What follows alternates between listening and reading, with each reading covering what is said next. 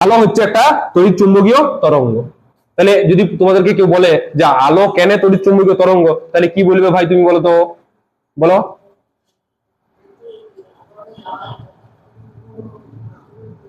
হয় না, গুড, এই তো। তাহলে আলো যাওয়ার জন্য কোনো মাধ্যমের প্রয়োজন হয়নি, তাই এটাকে বলা হচ্ছে কি তড়িৎ চুম্বকীয় তরঙ্গ। বুঝতে পেরে গেছো? তাহলে 3 নম্বর পয়েন্ট বুঝতে পেরেছো। 4 নম্বর, 4 নম্বর, 4 নম্বর ভাই বড় জোরে পড়বে নাহলে কি যাবো।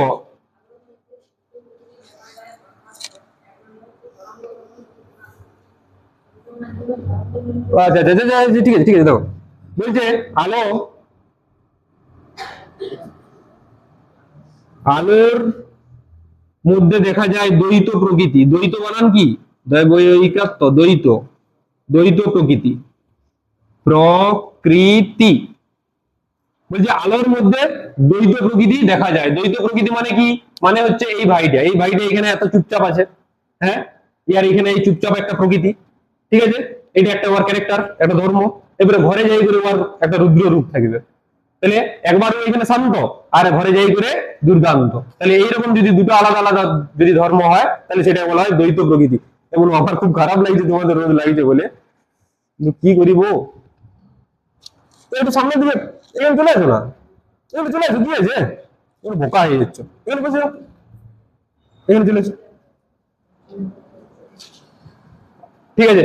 দেখো এখান থেকে এখানে চলে যাও, হ্যাঁ ওইখানে ওখানে বসতে পারো। যদি আরেকটু যখন রোদ আসবে তখন আরেকটু ওই চলে আসবে, দিয়ে আরো যখন রোদ আসবে দিয়ে দেওয়াল ভেদ করে দিয়ে চলে যাবে। দেখো আলোর দ্বৈত প্রকৃতি, আলোর মধ্যে দুটো প্রকৃতি আছে, ঠিক আছে, যেরকম ভাবে ভাইটের দুটো প্রকৃতি, ঠিক আছে, সেরকম ভাবে আলোরও দুটো প্রকৃতি। সেই যে দুটো প্রকৃতি সেগুলো কি কি প্রকৃতি? একটি হচ্ছে তরঙ্গ প্রকৃতি, ত র আর ওয়ে গয়ে, আর একটা হচ্ছে কোনা, কোনা প্রকৃতি, ঠিক আছে। দেখো এগুলো কিন্তু ভালো করে এখানে বুঝে নাও, এগুলো তোমাদের বই আছে নাকি আমি জানিনি, বা থাকলেও এত ডিটেলসে বলা থাকে না, সুতরাং এইখানেই ডাউট ক্লিয়ার করে নাও। তুমি বুঝতে পারছো তো? দেখো আলো হচ্ছে দু ধরনের প্রকৃতি আলোর মধ্যে দেখা যায়, তাই এটাকে বলা হয় দ্বৈত প্রকৃতি, বা ইংলিশে এটা বলা হয় ডুয়েল নেচার, ঠিক আছে। এই যে এই দ্বৈত প্রকৃতি, কি কি প্রকৃতি থাকে? একটা তরঙ্গ প্রকৃতি আর একটা কণা ধর্ম। এটা দুটো ধর্ম বলা হয়, একটা তরঙ্গ ধর্ম, একটা কণা ধর্ম, ঠিক আছে। বলছে তোমাদের পরীক্ষায় যেটা কোশ্চেন আছে, সেই কোশ্চেনটা হচ্ছে যে আলোর তরঙ্গ ধর্ম কোথায় দেখা যায় আর আলোর কোণা ধর্ম কোথায় দেখা যায়। এইগুলো হচ্ছে পরীক্ষায় কোশ্চেন পড়ে, তাহলে ভালো করে বুঝো তরঙ্গ ধর্ম আর কোণা ধর্ম, এরপরে কোনখানে কোনটা দেখা যায় ভালো করে বুঝো। আচ্ছা, এই যে সূর্য, এই সূর্য থেকে পৃথিবীতে যখন আসছে এইখান থেকে এইখান পর্যন্ত 2400 কিলোমিটার আগে পর্যন্ত এখানে কেউ আছে? কেউ নাই, ঠিক আছে। আচ্ছা, এই যে জায়গাটা কেউ নাই সেই জায়গাটার আলোর স্পিড বেশি হবে না কম হবে? হ্যাঁ, আরে ভাই এই তো এখানে সিম্পল জিনিস, এখানে 10 জন আছে আর তুমি এইখান থেকে 10 জনকে পাস করে করে করে যেতে হবে, আর এইখানে দেখো দুজন আছে, তাহলে কোনটা বেশি স্পিডে যাবে? যেখানে দুজন আছে। তার মানে এই যে এই জায়গাটা অনেক জন আছে কিন্তু এখানে বেশি কিছু নাই, তাই বেশি কিছু না, এখানে কিছুই নাই, তাই স্পিডে চলে আসবে। তাহলে যেখানে স্পিডে যেতে হবে সেই জায়গাটা তরঙ্গর মতো করে চলে, তরঙ্গ, তরঙ্গ এরকম এরকম করে চলে। তোমরা দেখবে, তোমরা কেউ অলিম্পিকে সেই সাঁতার কাটার দেখেছো? হ্যাঁ, কেউ এরকম স্ট্রেট সাঁতার কাটেনি, সবাই এরকম এরকম এরকম করে কাটে, তাহলে স্পিড বাড়ে। বুঝতে পারছো? তাহলে যেখানে বেশি স্পিড আছে সেই জায়গাটায় আলোর কি ধর্ম দেখা যাবে? তরঙ্গ। আর এই যে এই জায়গাটায় আলোর কোণা ধর্ম দেখা যাবে। তাহলে যদি বলা হয় তরঙ্গ ধর্ম কোথায় দেখা যায়, কি বলবে? শূন্য মাধ্যমে। কোণা ধর্ম কোথায় দেখা যায়? হ্যাঁ, কঠিন মাধ্যম বলে দেবে তাইলেই হবে, কারণ জলটা যেটা সেটা কঠিন না হলেও আমি বলে দিচ্ছি যে জলটা তোমরা এই জল মাধ্যম, বায়ু মাধ্যম, কঠিন মাধ্যম এগুলো কেমিস্ট্রিতে একদিন বলেছিলাম আমি, বলিনি? তোমাদের মনে নাই? না অন্য ক্লাসে বলেছি হয়তো, আমি মনে নাই আমার। এগুলো সব আলাদা আলাদা, এদের বেশি কিছু নয়। ইয়ার মধ্যে যে অণুটা আছে, বায়ুর মধ্যে যে অণুটা আছে, জলের মধ্যে একটু অণুটা আরেকটু বেশি, কঠিনের মধ্যে আরো বেশি। তাহলে তাহলে ভুলে যাবে না এগুলো, ঠিক আছে তো। মানে এখানে অণু অণু কত বেশি রয়েছে সেইগুলোই অণু মানে, বুঝতে পারছো? গুড। তাহলে আবার দ্বৈত প্রকৃতি বুঝতে পেরে গেলে, তরঙ্গ ধর্ম আর কোণা ধর্ম হয়ে গেল। হ্যাঁ, তাহলে 4 নাম্বার। এবারে 5 নাম্বার, 5 নাম্বার ভাই বলো, জোরে বলবে।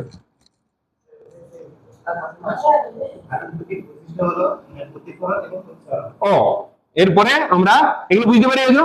হ্যাঁ, এরপরে আলোর একদম বাপের ঘরে চলে যাচ্ছি, ঠিক আছে তো, মানে আলোর মেইন জায়গা, ঠিক আছে। এরপরে মন দিয়ে শুনবে, দেখো এরপরে হচ্ছে আলোর আসল জিনিসে আমরা ঢুকছি, যেগুলো তোমাদের পরীক্ষার জন্য ইম্পর্টেন্ট। আগের গুলো পরীক্ষার জন্য ইম্পর্টেন্ট নাকি এই পরীক্ষার জন্য হয়তো ইম্পর্টেন্ট নয়, তোমরা মাধ্যমিক দিবে সেগুলোর জন্য হয়তো ইম্পর্টেন্ট নয়, কিন্তু এই যে আলোর গতিবেগ পড়তে পারে, আলোর দ্বৈত ধর্ম পড়তে পারে, ঠিক আছে। এরপরে আসল জিনিসগুলো আমরা ঢুকবো। দেখো আলোর মধ্যে তিনটি ধর্ম আমরা খুব সুন্দর করে দেখবো, তিনটি ধর্ম। একটি হচ্ছে কি আলোর প্রতিফলন, প্রতিফলন, ফল দন্তন্য, প্রতিফলন, আলোর প্রতিফলন। 2 নম্বরে কি প্রতিসরণ, প্রতিসরণ, একদম কিছুই জিনিস না, একদম ফালতু জিনিস, এত বড় বড় নাম দিয়ে আছে শুধু। আর 3 নাম্বার হচ্ছে হ্যাঁ কি প্রতিসরণ, প্রতিফলন, তারপর প্রতিফলক, এটা আলাদা জিনিস বলে দিলে। আর আর বিচ্ছুরণ, ছিটকে যায়। আর হচ্ছে 3 নম্বর হচ্ছে বিচ্ছুরণ, নাই অ্যাড করে দাও বিচ্ছুরণ।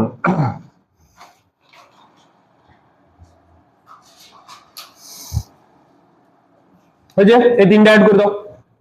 তাহলে আলোর এই 3টি ধর্ম একদম মন দিয়ে শুনবে। হয়েছে হয়েছে, আলোর কি বললাম ধর্ম কটা, 3টা 45। ওকে ওকে হয়েছে, করে লিখো। দেখো প্রতিফলন, প্রতিসরণ আর বিচ্ছুরণ, এই 3টি হচ্ছে তোমাদের সিলেবাসে আছে, ঠিক আছে। বিচ্ছুরণটা আছে না নাই আমি জানি নি, যাই থাক না থাক জিনিসগুলো বুঝে নাও ভালো করে। এই হচ্ছে একটি আলো এখানে আসছে, ঠিক আছে। সেই আলোটা কোনো না কোনো জায়গার উপর ধাক্কা খাবে, ঠিক আছে।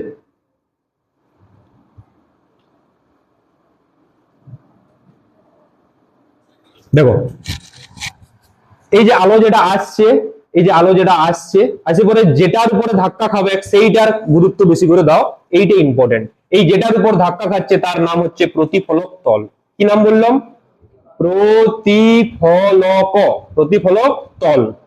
সবচেয়ে বেশি ইম্পর্টেন্ট হচ্ছে এইটা, কারণ যা কিছু হয় এইটার উপরেই হয়।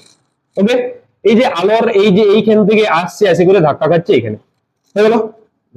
এরপর ধাক্কা খাইয়ে যদি ব্যাক করে চলে যায় সেই একই মাধ্যমে, আসছে কোনো একটা মাধ্যম থেকে, বললাম বায়ু মাধ্যম থেকে আসছে বায়ু, আর ধাক্কা খাইয়ে একই মাধ্যমে চলে যাচ্ছে বায়ু মাধ্যমে, তখন তাকে বলা হয় কি প্রতিফলন। প্রতিফলন মানে হচ্ছে এই যে বলটি, এই বলটি ধাক্কা খাচ্ছে, আসছে কোনখান থেকে, এইখানে থেকে ছাড়ছি, আবার ঘুরে আমার হাতেই আসছে, তার মানে কি একটা মাধ্যম থেকে আর একটা মাধ্যমে কি চেঞ্জ হয়ে গেল, মাধ্যমটা মাধ্যম চেঞ্জ হয়ে গেল।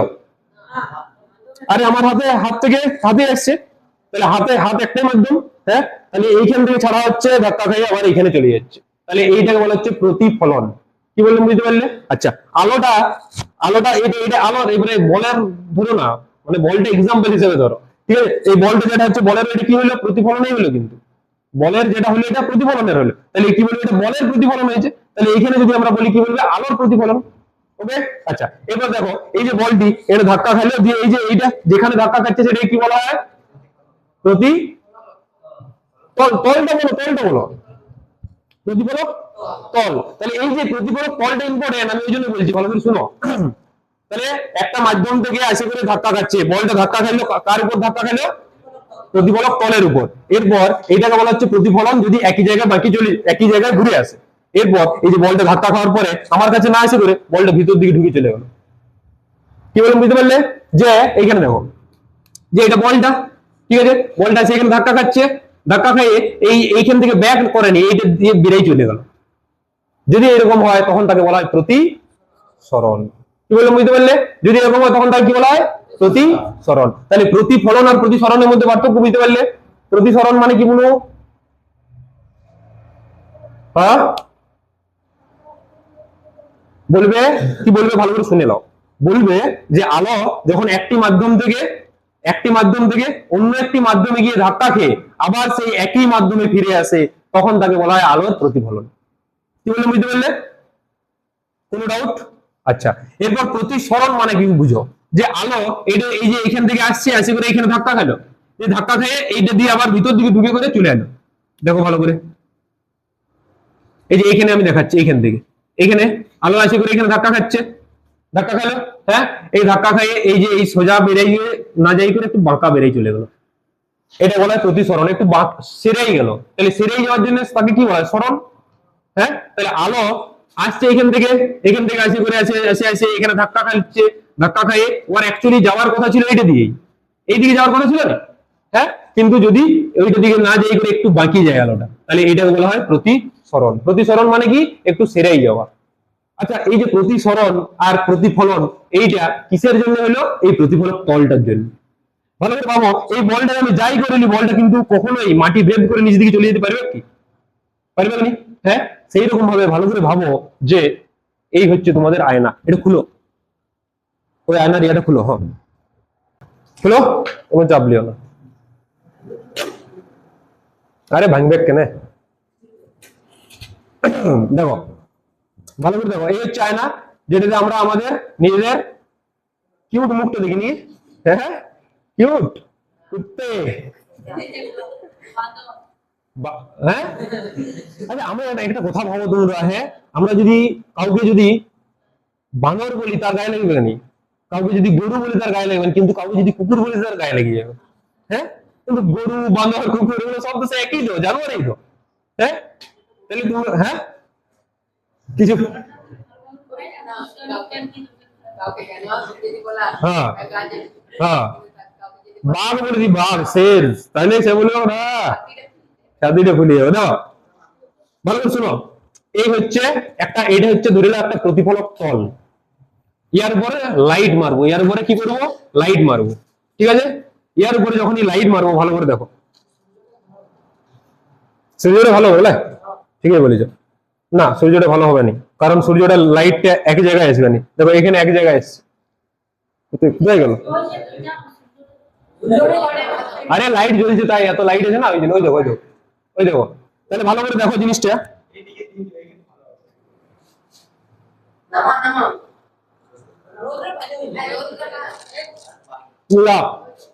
আরে এটা দেখো ভালো করে বুঝো, ওইখান থেকে লাইটটা আসছে এখানে, হ্যাঁ, এরকম করে আসছে, এখানে ধাক্কা খাচ্ছে, ওইখানে যাচ্ছে, যাচ্ছে না যাচ্ছে না? ওই যে লার্জি যেটা ওইটা, তাহলে এইটা কি হয়ে গেল? এটা প্রতিফলন। কিন্তু বাবা ওই যে এখান থেকে লাইটটা আসছে, আসে করে এখানে ধাক্কা না খেয়ে এটা দিয়ে বেরিয়ে চলে গেল, তাহলে কি হবে? প্রতিসরণ। তাহলে প্রতিসরণ মানে কি? ভিতরে ঢুকে যাওয়া, একটা মাধ্যম থেকে আর একটা মাধ্যম ভেদ করে চলে যাওয়া। এইটা দেখো, এটা ভালো করে বুঝো, জিনিসটা ভালো করে মন দিয়ে বুঝে নাও, যে এই যে এইটা একটা শক্ত না শক্ত নয়? শক্ত যদি হয় এটাকে আমরা কঠিন মাধ্যম বলতে পারি না, পারিনি? তাহলে এই কাঁচটা একটা কঠিন মাধ্যম হয়েছে, তাহলে এই যে কঠিন মাধ্যম, ওইখান থেকে আসছে লাইট যেটা আলো, আসা যেটা সেটা বায়ু মাধ্যমে এলো, দিয়ে ইয়ার ভিতরে প্রবেশ করে যখন এই ভিতরে চলে এসছে, তখন এই কাঁচটা যে কঠিন মাধ্যম সেটা কিন্তু প্রবেশ করতে হলে তবে। তাহলে কঠিন মাধ্যমে যদি তোমরা বলবে যে এইটা ভিতর দিয়ে লাইট যেতে পারেনি, তোমরা বলবে এখনই লাইট যেতে পারেনি, কেন লাইট যেতে পারেনি? কাঁচের মধ্যে দিয়ে যেতে পারেনি, সেটা আলাদা জিনিস, কিন্তু কাঁচের মধ্যে দিয়ে যেতে পারে না, পারেনি? তাহলে লাইট কে তুমি কাঁচের মধ্যে দিয়েও যায়, হ্যাঁ, নর্মাল যে কাঁচগুলো, তাহলে সেই কাঁচটাকে যখন তুমি কি করে দেবে, সেই কাঁচটার পেছনে যখন তুমি একটা প্রলেপ থাকে, এই প্রলেপটা যদি দিয়ে দাও, তাহলে লাইট সেটা ভেদ করে ওইদিকে যেতে পারে। আচ্ছা, প্রলেপে দিতে না, না এমনি এমনি যদি তুমি হাত আড়াল করে দাও তাতেও হবে। তাহলে যে কোনো কাঁচকে নিয়ে করে তোমরা এরকম হাতটা আড়াল করে তোমরা মুখ দেখবে যে ও হো হো হো, আচ্ছা, বাহ, খুব সুন্দর দেখতে, এরকম তোমাদের মনে হবে, ঠিক আছে তো? তাহলে তোমরা এইটা ভালো করে মাথায় ঢুকাই নাও যে কাঁচ, কাঁচ তখনই বলবো যখন দুটো দিকটাই এইরকম, এই দিকটা আর এই দিকটা দুটো দিকটাই ফাঁকা, তখনই তাকে কি বলা হবে? কাঁচ। আচ্ছা, এই দিকটায় যেটা থাকে এটাকে কি বলা হয় জানো? কি কি বলছে? পারা, হ্যাঁ হ্যাঁ হ্যাঁ, ওটা পারা মানে আমাদের গ্রাম বাংলায় পারা বলা হয়। তুমি বইয়ে যদি পরীক্ষায় পড়ে কি লেখা, তুমি পারা লিখে দিলে তোমাকে তারা দিয়ে নাম্বার দিবে, তারা করে দেবে তোমাকে, ঠিক আছে তো? সুতরাং এই যে এইটা যেটা সেটা হচ্ছে এখানে পেছনে যেটা থাকে সেটা কি লাগানো থাকে? পারদ। হ্যাঁ, এটা যেটা থাকে সেটা হচ্ছে সিলভার। কি থাকে? সিলভার, আর তার সাথে ব্রোমাইড, সিলভার ব্রোমাইড, ঠিক আছে? তাহলে কার প্রলেপ লাগানো হয়? সিলভার ব্রোমাইডের। এটা ভালো করে তোমরা নোট, এটা লেখানো আছে, হ্যাঁ, তাহলে ভালো করে দেখে নাও যে এই যে একটা কাঁচ, হ্যাঁ, AgBr, Ag মানে সিলভার আর Br মানে ব্রোমিন, তাহলে ব্রোমাইড, সিলভার ব্রোমাইড। ঠিক আছে, তাহলে একটা কাঁচ, সেই কাঁচের পেছনে যদি তুমি সিলভার ব্রোমাইড দিয়ে দাও তাহলে সেটা কি হয়ে যাবে? আয়না। কাঁচের পেছনে যদি সিলভার ব্রোমাইড দিয়ে দাও তাহলে কি হয়ে যাবে? আয়না। হয়ে গেল। আচ্ছা, এরপরে ভালো করে এইগুলো, এগুলো পরীক্ষা ইম্পর্টেন্ট, এগুলো ভালো করে মাথায় ঢুকাইলো। তিনটি পয়েন্ট আমি বলছি, ভালো করে ঢুকাইলো। সেটা হচ্ছে এখানে দেখো যে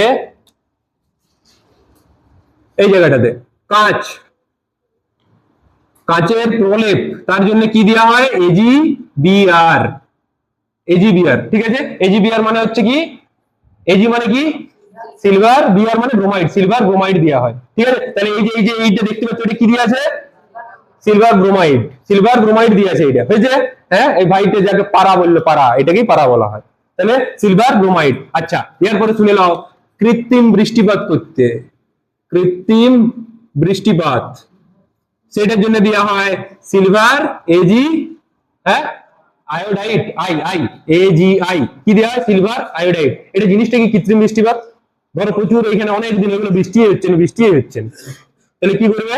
এই AgI, সিলভার আয়োডাইড, সেটাকে নিয়ে করে যদি ছড়াই দাও চারিদিকে, তাহলে আর কাজ হচ্ছে জলীয় বাষ্পগুলোকে এক করে দিয়া, ধুলাকণা, বালু কণা যেগুলো আছে সবগুলোকে এক করে দিয়া, যখন এক হয়ে যাবে, এক কাছে হয়ে যাবে, ভারী হয়ে যাবে, দিয়ে বৃষ্টি রূপে নামিয়ে যাবে। হ্যাঁ, এইখানে দিলে হলো। ঠিক আছে, যেমন কয়েকদিন আগে দিল্লিতে দেওয়া হয়েছিল, দিল্লির AQI অনেক বেশি। AQI মানে জানো? এয়ার কোয়ালিটি ইন্ডেক্স, মানে হচ্ছে এই যে আমরা যেমন আমাদের এখানে যে বাতাসটা আছে না, এই এয়ারটা যেটা, সেটা খুবই ভালো, এটা অতটা খারাপ নয়। ঠিক আছে, আমরা গ্রাম বাংলার যত শহরে যাবো সেখানে আস্তে আস্তে খারাপ হতে থাকবে, কিন্তু দিল্লি আমাদের রাজধানী, সেইখানের যদি পলিউশন দেখো, সেই পলিউশন প্রচুর। সেইখানে সাধারণ মানুষ এরকম খোলা ঘুরতে পারবে না, তাদেরকে মাস্ক পরে ঘুরতে হবে। তাহলে সেইটাকে কাটানোর জন্য সেইখানে কৃত্রিম বৃষ্টিপাত করানো হয়েছিল। তাহলে সেই কৃত্রিম বৃষ্টিপাতের জন্য কি ইউজ করা হয়? AgI বা সিলভার আয়োডাইড। আর হচ্ছে কয়েকদিন পরেই ভোট পরব আসছে, ভোট পরব না কয়েকদিন পরে তোমাদের স্কুলে তো এবারে র‍্যাপ ট্যাপ নেমে যাবে। তাহলে এই যে ভোট পরব আসছে, সেই ভোট পরবে কি হয়? ভোট দেওয়া হয়। তাহলে ভোটের কালি, ভোটের কালি, দেখো ভালো করে দেখবে, এই আঙুলটা দেই, এই আঙুলটা দিয়ে এরকম করে একটা নীল কালারের এরকম একটা দেওয়া হয়। কে ভোট দিয়েছে এখানে? কেউ ভোটার হয়নি? ভাই তুমি ভোট দিয়েছ? হ্যাঁ, এরকম একটা দেয়নি, এইটা যেটা, হ্যাঁ, আমি না, আমি ভোট দিইনি। পোলিও পাস করে দেই। যাই হোক, তো এই যে এইটা যেটা ভোটের কালি, সেই ভোটের কালিতে থাকে সিলভার, Ag, হ্যাঁ, NO3 নাইট্রেট। তাহলে এই তিনটা ইম্পর্টেন্ট, এই তিনটা ইম্পর্টেন্ট, ভালো করে মাথায় ঢুকাই নেবে। আচ্ছা, এই তিনটা এখানের জন্য ইম্পর্টেন্ট শুধু নয়, এটা কেমিস্ট্রিতেও পড়বো আমরা, সুতরাং এই তিনটা ভালো করে ঢুকাই নেবে মাথায়। কি বললো? মনে হলো কেন লিখতে হলো? তো সব নোটসে লেখা আছে, লেখার দরকার নেই। ঠিক আছে, দেখো না, দেখো তাহলে কি বলেছি? কাঁচ, ভালো করে দেখে দাও, কাঁচের এই যে কাঁচের প্রলেপ দেওয়ার জন্য কি ইউজ করা হয়? AgBr বা সিলভার আয়োডাইড। হ্যাঁ, বিআর বলছে, আবার আয়োডাইড কি? Silver bromide. কৃত্রিম বৃষ্টিপাতের জন্য সিলভার আয়োডাইড, আর হচ্ছে ভোটের কালির জন্য AgNO3, সিলভার নাইট্রেট। ঠিক আছে, এগুলো মাথায় রাখবে। ওকে, আচ্ছা, এরপরে আমি যেটা বলছিলাম সেটা এবারে এইখানে কাট দাও, 3:46। ঠিক আছে, আর একটু দেখো, এরপর ভালো করে শোনো। সেটা হচ্ছে যে প্রতিফলন, যে এইখান থেকে আসছে, এইখানে ধাক্কা খাচ্ছে, ধাক্কা খাইয়ে যদি সেম মাধ্যমে ফিরে যায় তাহলে তাকে বলা হয় প্রতিফলন। যদি ব্যাক করে চলে আসে, এইটা ভেদ করে যদি চলে আসে, তাহলে তাকে বলা হয় প্রতিসরণ। আচ্ছা, এরপরে ভালো করে দেখো, এই যে এই মাধ্যমটা যেটা এইখানে ভালো করে দেখো, এইটা আমি কি বললাম? প্রতিফলক তল। এই প্রতিফলক তলটা যদি এরকম এবড়ো খেবড়ো হয়, দিয়ে এইখানে লাইট আসে করে যদি চারদিকে ছিটকে চলে যায়, এরকম করে ছিটকে চলে যায়, তখন তাকে বলা হবে বিচ্ছুরণ। তাহলে বিচ্ছুরণ, প্রতিফলন মানে কি বললাম? প্রতিফলন একটা মাধ্যম থেকে আসবে, ঠিক আছে, একটা প্রতিফলক তলের উপর পড়বে। আচ্ছা, সেই প্রতিফলক তলটা অবশ্যই মসৃণ হতে হবে। প্রতিফলনের জন্য যে তলটা চাই সেটা মসৃণ প্রতিফলক। ঠিক আছে, তাহলে এইখানে এই যে এটা কি মসৃণ? এটা মসৃণ না অমসৃণ? আচ্ছা, মসৃণ আর অমসৃণের মধ্যে পার্থক্য কি? এই দেখো, এটা মসৃণ, কোন জায়গায় উঁচু মনে হচ্ছে, এই জায়গাটা উঁচু, এই জায়গাটা নিচু না, পুরোটা সমান। হ্যাঁ, তাই এটা বলা হচ্ছে মসৃণ। বুঝছে? আচ্ছা, এই যে দেওয়ালটা দেখো, এই যে দেওয়ালটা, এটা মসৃণ, এটা মসৃণ, হাত দিলে বুঝতে পারবে, খসখস করছে না, হচ্ছে না হাত দিলে, হ্যাঁ, কিন্তু আয়নাটা হাত দিলে এরকম করবে না। ঠিক আছে, তাহলে অমসৃণ দেওয়ালে কি হবে? অমসৃণ দেওয়াল বলা হয়ে গেল। অমসৃণ প্রতিফলক তলের উপর কি হবে? বিচ্ছুরণ। ঠিক আছে, মসৃণ তলের উপর কি হবে? প্রতিফলন। আচ্ছা, আর প্রতিসরণ কোথায় হবে? যখন একটা প্রতিফলক তলকে ভেদ করে একটা মাধ্যম থেকে আরেকটা মাধ্যমে প্রবেশ করে যাবে, তখন তাকে কি বলা হচ্ছে? প্রতিফলন। তাহলে এই তিনটার মধ্যে ডিফারেন্স বুঝতে পারিছো? সব আমরা ডিটেইলস বলবো, আমি জাস্ট তিনটা ডিফারেন্স বললাম, গুলো তোমরা বুঝতে পারিছো? যদি তোমাকে বলা হয় গুলো প্রতিসরণ মানে কি বলো? হ্যাঁ হ্যাঁ,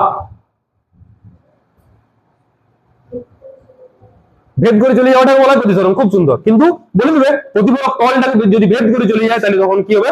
প্রতিসরণ। আচ্ছা, ভেদ করে না এসে এখানে ধাক্কা খালে দিয়ে আবার চলে গেলো এইদিকে, তখন কি হবে? প্রতিফলন। আচ্ছা, আমিও এখানে ধাক্কা খেলে দিয়ে চারিদিকে ছিটকে গেল, ঠিক আছে? ধাক্কা খাচ্ছে, সোজা চলে যাচ্ছে, কি বলবো? ধাক্কা খালো, ছিটকে চলে গেল, কি বলবো? আচ্ছা, ধাক্কা খালো দিয়ে আবার ভেদ করে দিকে চলে গেল, কি বলবো? সরণ সরণ সরণ, ঠিক আছে, ঠিক, চাপ নাই চাপ নাই। এগুলাকে, এইটাকে বলা হয় রিফ্লেকশন, এটাকে বলা হয় রিফ্রাকশন, আর এটা কি? বিচ্ছুরণ। এটা কি বলা হয়? হ্যাঁ, আরে বলো, মনে পড়েছে নি? ছিটকে চলে যাওয়া আর কি। ডিস্ট্রাকশন বলা হলো ডিফ্রাকশন। তাহলে কি হলো? এটা হচ্ছে রিফ্লেকশন, এটা হচ্ছে ডিফ্রাকশন, আর এটা হলো কি? আরে এটা বলো কি? প্রতিসরণটা তো বলো। Refraction, diffraction, reflection. ঠিক আছে, জানা দরকার ইংরেজি, কিন্তু যদি কেউ সায়েন্স নিয়ে পড়ো ইন ফিউচার তাহলে কিন্তু তাদেরকে অবশ্যই জানতে হবে, ঠিক আছে? তার জন্য আমি এগুলো বলে দিলাম। তাহলে এই জায়গাটা পুরোপুরি বুঝতে পারিছো? হ্যাঁ, আচ্ছা। এরপর এই যে প্রতিফলক তল যেটা, সেইটা ইম্পর্টেন্ট। কিটা ইম্পর্টেন্ট? প্রতিফলক তলটা। এইটার উপর বেস করে আমরা, এই যে এই প্রতিফলক তলটা যেটা, সেটার উপর বেস করে আমরা এর পরে কন্টিনিউ করে যাবো, ঠিক আছে? তো তাহলে এই প্রতিফলক তল যেটা, সেটা যদি আমরা দেখি তাহলে আমরা কি বুঝতে পারবো?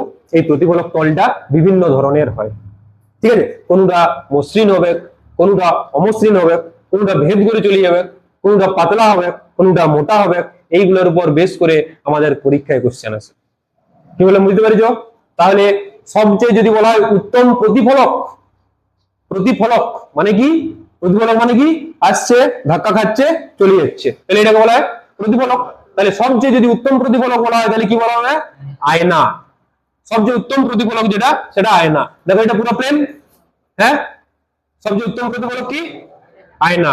এটা হচ্ছে পুরোপুরি প্লেন, তাই না? হ্যাঁ, আচ্ছা, এটা ধাক্কা খাই ভিতর দিকে, এইদিকে লাইট আসবে, লাইট আসবে কোনো?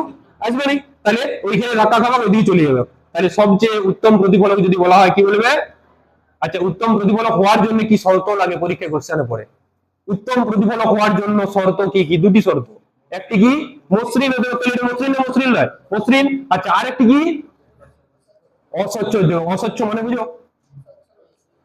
বাহ বাহ বাহ, কঠিন, সুন্দর। অস্বচ্ছ মানে কি? যেটা আমি ধরো এই পেনটা ধরো, এই পেনটার মাঝখান দিয়ে যদি দেখি এইখান থেকে ওই দিকটা দেখা যাবে, তাহলে সেটা বলা হয় স্বচ্ছ। তোমরা অনেকেই কম্পিটিটিভ এক্সাম দিতে যাবে, সেখানে এরকম বলবে যে যে স্বচ্ছ পেন নিয়ে যেতে হবে, অস্বচ্ছ পেন নিয়ে গেলে হবে না। স্বচ্ছ পেন, স্বচ্ছ পেন মানে দেখবে অনেক পেন আছে সাদা পেন, ওই যে ওইটা হচ্ছে স্বচ্ছ। দাও, এই যে এই জায়গাটা, এই সাদাটা নয়, শুধু এই জায়গাটা দেখো, এইটার ভিতরের কালিটা আমরা দেখতে পাচ্ছি, রিফিলটা, হ্যাঁ? তাহলে এটাকে বলা হচ্ছে স্বচ্ছ। এক জায়গা থেকে আরেক জায়গা দেখতে পাওয়া যাচ্ছে, তাই এটা বলা হচ্ছে স্বচ্ছ। কি বললাম, বুঝতে পারলে? হ্যাঁ, আয়নার কি করে এদিক দিয়ে ওইদিকে দেখা যাচ্ছে? কোথায় দেখা যাচ্ছে না তো? কাঁচে দেখতে পাবে। কি বললাম, বুঝতে পারলে? তাহলে যদি বলা হয় উত্তম প্রতিফলক, কি বলবে? কাঁচ, তাই তো নাকি? ও আয়না, কাঁচ আর আয়নার মধ্যে পার্থক্য বুঝতে পারি যে কোনো? কাঁচ কি? যেটা ভেদ করে চলে যাবে লাইট, আয়না কি? ভেদ করে যেতে পারবে না, হ্যাঁ? তাহলে কি বললাম, বুঝতে পারবে? তাহলে এরপরে আমরা যেটা দেখবো সেটা হচ্ছে দর্পণ। আমরা যে দর্পণটা দেখবো সেই দর্পণটা কি? কি দর্পণ?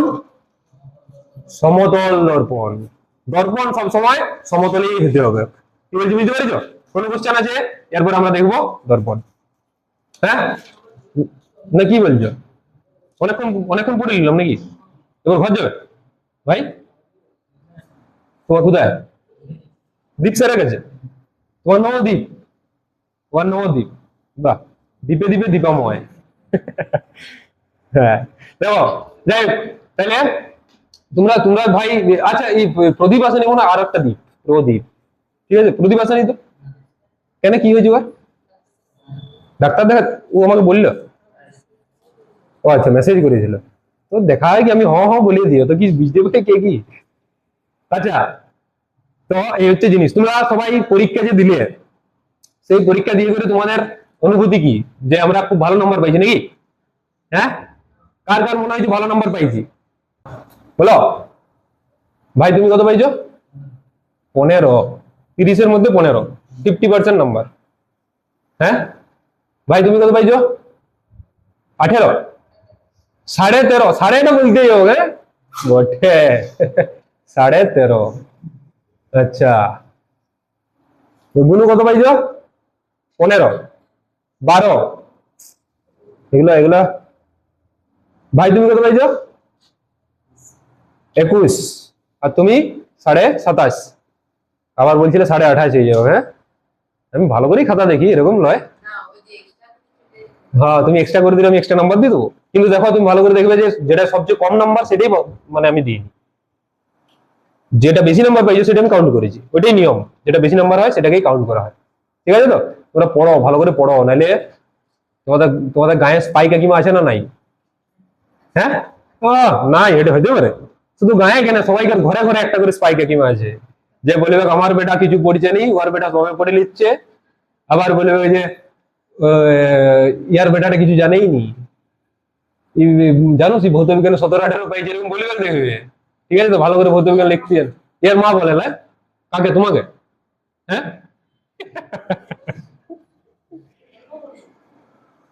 বলে। আর তুমি তুমি তোমার নিজের কি মনে হয়? তোমার নিজের কি মনে হয় যে ঠিক বলে? তাহলে এসব দেখলে হবে কি, কে কি করছে এবারে নিজের দিকে দেখতে হবে। बहुत गलतियां निकाल लिया दूसरे में, बहुत गलतियां निकाल लिया दूसरे में, आओ अपने आप से मिलो। কোথায়? স্যার বোকা, আইনে মে, আইনে মে। তাহলে আমাদের পরবর্তী টপিক হচ্ছে আয়না। কি? সমতল দর্পণ, তাই তো?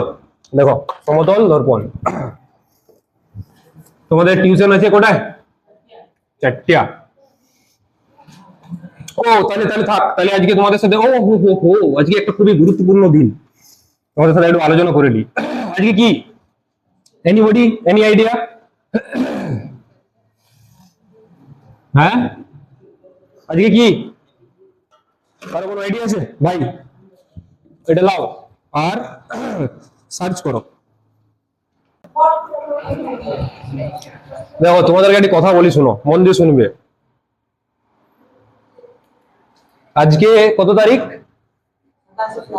হ্যাঁ, 27 কি? 27 ফেব্রুয়ারি। আমি তোমাদেরকে আগেই বলেছি যে আমরা যে সমস্ত ডে যেগুলো রয়েছে সেগুলো অবশ্যই আমরা সেলিব্রেট করবো। তার সাথে সাথে এই সমস্ত, এই আজকে আমরা যার ছবি দেখছি এখানে, তার নাম হচ্ছে কি? চন্দ্রশেখর আজাদ। ঠিক আছে? এই চন্দ্রশেখর আজাদ আজকের দিনে নিজের বন্দুক, সেই বন্দুকে করে নিজের দিকে গুলি করে মৃত্যুবরণ করেছিল দেশের জন্য। কার জন্য করেছিল? দেশের জন্য। এই চন্দ্রশেখর আজাদ কত বছর বয়সে করেছিল জানো? তোমাদের থেকে জাস্ট একটু বড় আর আমাদের থেকে ছোট। 24 বছর বয়সে। 24 বছর বয়সে ভারত, এই ভারতবর্ষকে স্বাধীন করার জন্য এই 24 বছর বয়সে কিন্তু সে তার নিজের জীবন দিয়ে গেছে। কি বলছি বুঝতে পারছো? তাহলে এই এই এই এই এদের নাম কিন্তু আমাদের বই এখন আছে। তোমরা বই পড়েছো কোনোদিন? হ্যাঁ, বই থাকা উচিত না উচিত নয়? অবশ্যই উচিত। হ্যাঁ, কিন্তু বইয়ে আর পাওয়া যায়নি। ঠিক আছে তো? বইয়ে এদের নাম সেই খুব কম, একটু একটা লাইনে বলে চলে গেলো। ঠিক আছে? এখন বই অনেক কিছু অনেক কিছু থাকে, এই প্রকল্প থাকে, ওই প্রকল্প থাকে, কিন্তু এনাদের নাম থাকে না। হ্যাঁ, হ্যাঁ, থাক থাক থাক থাক, আমি ওইসব কিছু কথা বলতে চাইনি আমি তোমাদেরকে। আমার কথা হচ্ছে যে এই যে ইনাদের নাম, ইনাদের যদি তোমরা কাজ দেখো তাহলে তোমরা বুঝতে পারবে যে ইনারা অ্যাকচুয়াল কি করে গেছেন। এনার নাম হচ্ছে চন্দ্রশেখর তেওয়ারি। কি নাম? আবার এই ভাই ভাই শোনো, তোমাদের যদি কারো এখানে থাকতে মন না যায়, কারণ ক্লাস হয়ে গেছে, তোমরা চলে যেতে পারো। এনিবডি, আমি তাদেরকে মানে কিচ্ছু কথা বলবো না। কিন্তু আমার কথা হচ্ছে যে এই কথাগুলো শোনো তোমরা। ঠিক আছে? তাহলে এই চন্দ্রশেখর তেওয়ারি, ইয়ার নাম হচ্ছে চন্দ্রশেখর তেওয়ারি। ঠিক আছে? আজাদ এনার নাম না। চন্দ্রশেখর তেওয়ারি। এই চন্দ্রশেখর তেওয়ারি তার বয়স যখন 13 বছর বয়স ছিল, সেই 13 বছর বয়সে তিনি ঘর থেকে বেরিয়ে গেছেন। ঘর থেকে বেরিয়ে কি করেছেন, যে দেশকে স্বাধীন করার জন্য তিনি ঘর থেকে বেরিয়ে করে স্বাধীনতা সংগ্রামীদের দলে নাম লেখাইছেন। ইনি হচ্ছেন সেই সময়কার যখন ভগৎ সিং, তারপর হচ্ছে বিসমিল্লা, কি হলো ভাই, শোনো মন দিয়ে শোনো, কেমন করো না, রামপ্রসাদ বিসমিল, ঠিক তাদের সময়ের রামপ্রসাদ বিসমিল, তারপর হচ্ছে আশফাকুল্লাহ খা, তারপর হচ্ছে ভগৎ সিং, এনাদের সময় সমকালীন হচ্ছেন এই আমাদের চন্দ্রশেখর আজাদ। তাহলে এই যে চন্দ্রশেখর আজাদ 13 বছর বয়সে ঘর ছেড়ে কিন্তু বেরিয়ে চলে গেছিলেন, ঠিক আছে, কিসের জন্য, দেশকে স্বাধীন করার জন্য। ঠিক আছে, এনার ঘরে এনার মা আর বাবা, আর কেউ নাই, ঠিক আছে, এনার যে অন্য কোনো ভাই আছে সেরকম কিছু না। তাহলে 13 বছর বয়সে যখন চলে গেছে, তখন সেই সময় 1920 সাল কি হচ্ছে তোমরা জানো? 1920 সালে অসহযোগ আন্দোলন চলছিল। হ্যাঁ, সেই অসহযোগ আন্দোলন কোনখানে হচ্ছিল? ভারতবর্ষে যখন অসহযোগ আন্দোলন চলছিল, তখন কার নেতৃত্বে চলছিল এটা? গান্ধীজি। গান্ধীজির নেতৃত্বে কি চলছিল? অসহযোগ আন্দোলন। সেই সময় তিনি গান্ধীজিকে দেখে করে, অনুপ্রাণিত হয়ে করে তিনি বলছেন যে আমিও যাই, দিয়ে সেখানে গেছেন। দিয়ে প্রথম 15 বছর বয়সে পুলিশ তাকে ধরে, যে কেন ব্রিটিশ বিরোধী এরকম স্লোগান দেওয়া চলবে না। দিয়ে তাকে 15 বছর বয়সে, তোমাদের বয়স যখন 15 বছর, এখন তো 15 বছর বয়স তোমাদের, কারো 15 কারো 16, ঠিক আছে, এই 15 বছর বয়সে তিনি আছেন জেলে, তাকে জেলে নিয়ে যাওয়া হয়েছে। তারপর পুরো একদম জেলে যদি নিয়ে যাওয়া হয়, তাকে 24 ঘন্টার মধ্যে, বা এরকম কিছু রুলস আছে তোমরা দেখবে, যে তাকে আদালতে পেশ করতে হয়।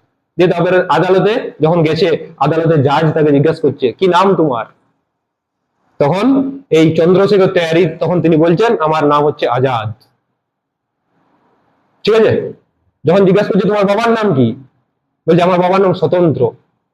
বলছে তোমার ঘর কোথায়, বলছে আমার ঘর জেল। একজন 15 বছরের একজন লোক বলছে, লোক কোথায় বলবো, 15 বছরের একজন বাচ্চা বলি, যুবকও বলতে বলার নয়, ঠিক আছে। তো এই সমস্ত উত্তর দেওয়ার জন্য তাকে 15টা ওই যে চাবুক, সেই 15টা চাবুক তার পিঠে মারা হয়েছিল। আর যতবার ওই 15টা বার যখন পিঠে মারা হচ্ছিল, তখন সে জয় হিন্দ করে 15 বার জয় হিন্দ করে সে আমাদের দেশের নাম উচ্চারিত করেছিল, ভারত মাতা কি জয় বলে করে, ঠিক আছে তো। তাহলে সে 15 বছর বয়সে তখন একবার তার জেল খাটা হয়ে গেল। যেই জেল থেকে বেরিয়েছে, তারপরে ওইখানে একদম শপথ নিয়েছে যে আমাকে যদি কোনো ব্রিটিশ পুলিশ আমাকে যদি ধরতে পারে, ঠিক আছে, তাহলে আমি আমার নিজের জীবন এখানেই ত্যাগ করে দেবো। আমি আছি যে আজাদ, আমি থাকবো আজাদ, আমি মরবো আজাদ। সেই তখন থেকে তার নাম হয়েছে আজাদ। তার নাম আজাদ থাকেনি, তার নাম ছিল চন্দ্রশেখর তেওয়ারি, ঠিক আছে তো। তাহলে তিনি কি হচ্ছে, তিনি এরপর আস্তে আস্তে স্বাধীনতা সংগ্রামের মধ্যে পড়ে গেছেন। এবারে স্বাধীনতা সংগ্রামের যে সমস্ত রাস্তা, যে সমস্ত পথ, ব্রিটিশ বিরোধী যে সমস্ত কাজকর্ম, ভারতকে স্বাধীন করার জন্য যে সমস্ত পন্থা অবলম্বন করতে হয়, সেই সমস্ত ধরনের তিনি কিন্তু কার্যকলাপ শুরু করে দিয়েছেন, ঠিক আছে।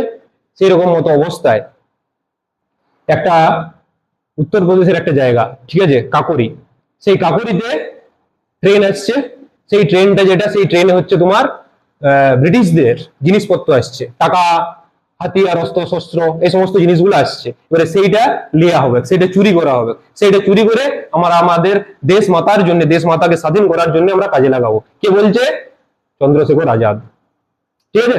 এই চন্দ্রশেখর আজাদ যখন সেটা করলেন, কাকরি, এটা বলা হয় কাকরি ইনসিডেন্ট, ঠিক আছে তো, কাকরি ইনসিডেন্ট। এই কাকরি ইনসিডেন্ট যেটা হয়েছে, সেখান থেকে 4601 টাকা, কত টাকা পাইছিল? 4601 টাকা সেখান থেকে নিয়ে এসেছিল। 4601 টাকা সেই সময় অনেক টাকা। আর তার সাথে বন্দুক এই সমস্ত জিনিস নিয়ে এসেছিল, ঠিক আছে। তারা 20 জন ছিল, 20 জনের মধ্যে ছিল। সেই 20 জনের মধ্যে যদি ইম্পর্টেন্ট কিছু নাম বলি, তাহলে তোমরা বুঝতে পারবে। আশফাকুল্লাহ খান, তার সাথে ছিল রামপ্রসাদ বিসমিল, ঠিক আছে, তার সাথে ছিল সান্যাল, এরকম করে আমাদের বাংলার বিদ্রোহী যদি দেখা হয় অনেক অনেক, ঠিক আছে তো। তাহলে তারা কি হচ্ছে, তাদের সাথে ওই পুরো অপারেশনটাতে সেখানে গিয়েছিলেন। সবাইকে পুলিশে ধরে নিয়েছিল, ব্রিটিশ পুলিশ সবাইকে ধরে নিয়েছিল। সবাইকে, কাকে তিহার জেলে, কাকে কালাপানির সাজা, কাকে গুজরাটের জেলে, এরকম আলাদা আলাদা জেলে সবাইকে বন্দি করে রেখেছিল। কিন্তু এই আজাদকে ধরতে পারেনি। তিনি বলেছিলেন যে আমি যতদিন বাঁচবো আমি আজাদ বাঁচবো, তাহলে তাকে ধরতে পারেনি। ঠিক আছে? তাহলে এরপর তুমি ভাবো যে তার বয়স তখন হচ্ছে 18 বছর, 19 বছর, আস্তে আস্তে বয়স বাড়ছে 18, 19, ঠিক আছে? এরপর তাকে সবাই এখন পুরা চারিদিকে পুরা ভারতবর্ষ জুড়ে তার নাম কিন্তু সবাই শুনে নিয়েছে। ব্রিটিশদের কাছে তিনি ছিলেন মোস্ট ওয়ান্টেড, হ্যাঁ, আমাদের কাছে তিনি ছিলেন, পুরা ভারতবর্ষের কাছে তিনি কি ছিলেন? মোস্ট রেপুটেড। সেই সময় সবাই চিনে যাচ্ছে, তাই না? তাহলে সবাই চিনে যাচ্ছে সেই সময়। আচ্ছা, সেই সময় আস্তে আস্তে কি হচ্ছে, তার বয়স যত বাড়ছে, তার ফ্যামিলির যে মা আর বাবা তারও বয়স বাড়ছে, তার বয়স বাড়ছে না? তার বয়স বাড়ে বাড়ে তারা বৃদ্ধ হচ্ছেন। তারা যখন বৃদ্ধ হচ্ছেন, ঘরের কাজ করে টাকা ইনকাম করার মতো মাত্র একজনই ছিল, সেও আবার এরকম স্বতন্ত্র সেনানীতে যোগদান করেছে, ঠিক আছে? তো একজনই ছিল। তাহলে তার ঘরের আর্নিং মেম্বার আর কেউ নাই, তাহলে তাদেরকে ভিক্ষা করে খেতে হয়। সেই সময় তাদেরকে ভিক্ষা করে খেতে হচ্ছিল। শীতকালে শীতের যে বস্ত্র সেইটা পরার যে সেই বস্ত্রও কিন্তু তাদের কাছে থাকেন। কি বলছি বুঝতে পারছো? হ্যাঁ, তাহলে তার গ্রাম থেকে তখন একজন আসিছে, কার সাথে দেখা করতে? এই চন্দ্রশেখর আজাদের সাথে দেখা করতে। কার গ্রাম থেকে? চন্দ্রশেখরের গ্রাম থেকে। তখন আসি করে বলছে, তার সাথে যখন গল্প আলোচনা হলো, তারপরে সবার লাস্টে বলছে বলছে আজাদ জি একটা কথা বলবো। বলছে বলো। বলছে তোমার মা বাবাকে আমি দেখলাম, তোমার মা বাবা চারিদিকে ভিক্ষা করে খাচ্ছেন, ঠিক আছে? বলছে যে এই শীতে পরার মতো মানে পরিধান করার মতো কোনো জামা কাপড় নাই, ঠিক আছে? তাহলে তোমার কাছে তো এখন টাকা আছে, ওই যে কাকুটি লুটকাণ্ড হয়েছে, তাহলে টাকা আছে, আর তিনিই হেড, ঠিক আছে? তিনি একদম মানে খুবই মানে খুব ভালো সংগঠক একজন, তাহলে তার কাছে টাকা ফাঁকা আছে। বলছে তুমি কি কিছু টাকা তোমার মা বাবার জন্য দিবে, তাহলে তারা তাদের জীবনটা, লাস্ট যে জীবনটা সেটা ঠিক সুন্দরভাবে কাটাতে পারে। তখন তিনি কি বলছেন জানো, চন্দ্রশেখর আজাদ বলছে যে আমার দেশকে স্বাধীন করার জন্য যে টাকা আমি এখানে রেখেছি, সেই টাকা দিয়ার থেকে আমি বলবো আমার পকেটে, ওর পকেটে, আজাদের পকেটে সবসময় রিভলভার থাকতো, যে আমার পকেটে যে রিভলভার আছে সেখানে দুটি গুলি আছে, তাহলে তারা যদি এই ক্ষুধাটাকে সহ্য করতে না পারে, তাহলে আমার পকেট থেকে এই দুটো গুলি তার বুকের মধ্যে আমি দাগিয়ে দিতে পারবো, কিন্তু আমার দেশকে স্বাধীন করার জন্য একটা টাকাও আমি আমার মা বাবা সে যেই হয়ে যাক তার জন্য আমি খরচা করতে পারবো নি। দেশে অনেক মা বাবা না খাতে পেয়ে মারা যাচ্ছে, আমার মা বাবাও না খাতে পেয়ে মারা যাক, কিন্তু এই দেশকে স্বাধীন করার জন্য একটা টাকাও আমি তাদের পেছনে খরচা করতে পারবো নি। এই হচ্ছে আমাদের স্বতন্ত্র সেনানী। আর এখনকার নেতা নেত্রী ভাবো, এই দুদিন পরে ভোট পরব আমাদের এখানে আসবে, ভোট পরব আসবে নি, দুদিন পরে ভোট শুরু হবে। হ্যাঁ, বিভিন্ন নেতা নেত্রী, অভিনেতা অভিনেত্রী, তারা সিনেমা জগতে অভিনয় তাদের শেষ হচ্ছে নি, তাদের যত অভিনয় এরপরে রাজনীতিতে শুরু হয়ে যাবে, দেখবে। তারা কোনোদিন কোনো কারো ঘরে যাই করে, তোমরা ভাবো তোমরা তোমরা কম গরিব, তোমাদের ঘরে আসি করে কোনোদিন খাবে, কিন্তু ভোটের আগের দিন দেখবে তোমার ঘরে আসি পাক পড়ে বসে বেশ সুন্দর পাতা চাটিয়ে খাইয়ে দিয়ে চলে যাবে। কিসের জন্য? দেখা যাবে যে না আমিও গরিব, তুমিও গরিব, আমরা সবাই একই। কি করে একই হতে পারে? তারা তোমরা মানে আমি সিরিয়াসলি বিশ্বাস করতে পারবেনি যে যে লোকটার ঘরে যার বাবা মা না খাতে পেয়ে মারা যাচ্ছে, তার কাছে টাকা আছে তবু সে টাকা দিচ্ছে নি। আর আমাদের এখন বাংলার যদি পরিবেশ দেখো, সেই বাংলার পরিবেশে কি হচ্ছে যে 70 বছর 80 বছর বয়সী, 70-80 বছর বয়সী তাদের যে রাজনেতা গুলো রয়েছে তাদের গার্লফ্রেন্ড রয়েছে 20 বছরের। কি বলছে বুঝতে পারছো? 20 বছরের। তারপর তারা কি বলছে, বলছে যে গার্লফ্রেন্ড অবশ্যই থাকতেই পারে, মাথার কি আছে, আরো থাকবে, 10টা থাকবে, এরকম করে বলছে। আরে গার্লফ্রেন্ড কেন, তুমি 1000টা গার্লফ্রেন্ড রাখো, কিন্তু সাধারণ মানুষের টাকায় তুমি কিসের জন্য রাখবে?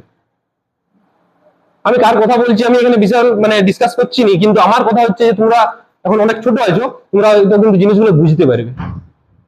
তাহলে আমার কথা হচ্ছে যে এই যে রাজনীতি, এই রাজনীতি একদমই ভালো রাজনীতি না। তাহলে এইখানে আমরা যে সবচেয়ে ভালো রাজনেতার যদি আমরা উদাহরণ পাই, তাহলে তাদের নাম হচ্ছে ভগৎ সিং, তাদের নাম হচ্ছে চন্দ্রশেখর আজাদ। আজকে সেই চন্দ্রশেখর আজাদ আজকের দিনে মৃত্যুবরণ করেছে। কি করে মৃত্যুবরণ করেছে সেটাও আবার কি, ওর মৃত্যুবরণ কি বলেছিল যে না আমাকে কেউ মারতে পারবে না, আমি নিজে যদি ঠিক করব সেই দিন আমার মৃত্যু হবে, কারণ আমি আজাদ। তাহলে কি হয়েছে, তিনি একটা জায়গায় আছেন, ঠিক আছে, তারই অন্য একজন বন্ধু, সেই বন্ধু ব্রিটিশদের কাছ থেকে টাকা খাইয়ে করে তাকে ধরাই দিয়েছিল, তার নাম হচ্ছে বীরভদ্র, ঠিক আছে। তাহলে এই বীরভদ্রর নামটা, তার নামের মধ্যে বীর আছে, কিন্তু কাজের মধ্যে বীরত্ব বলে কিছু নাই, কাপুরুষতা আছে, আর অন্য কিছুই নয়। তোমরা ভাবো দেখি, তোমরা একটা ভালো কাজের জন্য এগোচ্ছ, সেই ভালো কাজের জন্য এগাতে যাই করে তোমাদের ঘরের লোক বা তোমাদের বন্ধু কেউ যদি সেখানে যদি তোমাদের পা টাঙ্গাড়ায়, হ্যাঁ, তাহলে তোমরা আর এগোতে পারবে? ওকে কারো কোনোদিন মারার ক্ষমতা থাকেনি, কিন্তু ও মারা গেছে শুধুমাত্র ওর ওই বন্ধুর জন্য, নাহলে মারা কিন্তু যেত না। বুঝতে পারছো? তাহলে এই হচ্ছে জিনিস। আর ও তোমাদের তোমাদের আছে, চলে আসো চলে আসো। তো তোমরা এটা মাথায় রাখবে, আমি তোমাদেরকে বারবার সবসময় একই কথাই বলি যে সবসময় সৎ হওয়ার চেষ্টা করবে, সততাই কিন্তু আসল জিনিস। বুঝতে পারলে? আচ্ছা, ঠিক আছে, তাহলে পরের দিন আসবে। পরের দিন তোমাদের কালকে আছে, কালকে কি আছে? কেমিস্ট্রি আছে, ঠিক আছে।